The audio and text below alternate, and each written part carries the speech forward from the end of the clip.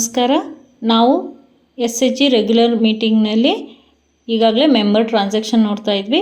ಇಲ್ಲಿ loan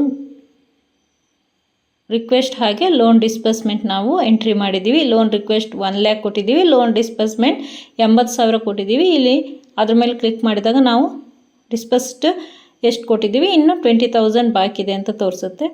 so next saving withdrawal ಹಾಗೆ member summary, total ಅವರ ಸಮ್ಮರಿಯನ್ನು ನೋಡ್ಬೋದು. ಸೇವಿಂಗ್ ವಿಡ್ರಾವಲ್ ಮೇಲೆ ಕ್ಲಿಕ್ ಮಾಡಿದಾಗ ಇಲ್ಲಿ ಸದಸ್ಯರ ಹೆಸರು ಹಾಗೂ ಅವರ ಟೋಟಲ್ ಸೇವಿಂಗ್ಸ್, ಕಂಪಲ್ಸರಿ ಸೇವಿಂಗ್ಸ್ ಏನಿದೆ ಅದು ಕಾಣಿಸುತ್ತೆ.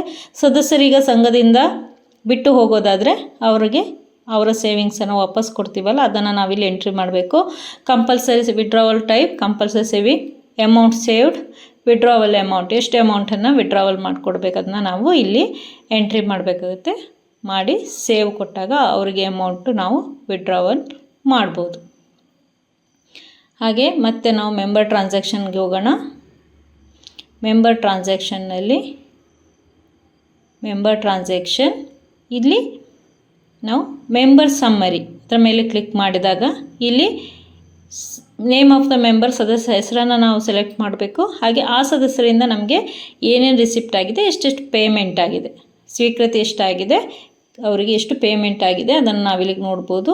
Receipt from member, compulsory saving ಎಷ್ಟಿದೆ, ವಾಲಂಟ್ರಿ ಸೇವಿಂಗ್ ಎಷ್ಟಿದೆ, ಟೋಟಲ್ ಲೋನ್ ರೀಪೇಮೆಂಟ್ ಎಷ್ಟಾಗಿದೆ, ಈ ಡೀಟೇಲ್ಸನ್ನು ನಾವಿಲ್ಲಿ ಪೆನಾಲ್ಟಿ ಡೀಟೇಲ್ಸನ್ನು ನಾವಿಲ್ಲಿ ಕಾಣ್ತೇವೆ. ಈ ಮೆಂಬರಿಗೆ ಯಾವುದೇ ಪೇಮೆಂಟ್ ಮಾಡದ ಕಾರಣ ನಮಗೆ ಇಲ್ಲಿ ಯಾವುದೇ ಡೀಟೇಲ್ಸ್ ತೋರಿಸೋದಿಲ್ಲ. ಸೊ ಈ ರೀತಿಯಾಗಿ ನಾವು ಮೆಂಬರ್ ಟ್ರಾನ್ಸಾಕ್ಷನನ್ನು ರೆಗ್ಯುಲರ್ ಮೀಟಿಂಗ್ನಲ್ಲಿ ಎಂಟ್ರಿ ಮಾಡ್ತೀವಿ. ಧನ್ಯವಾದಗಳು.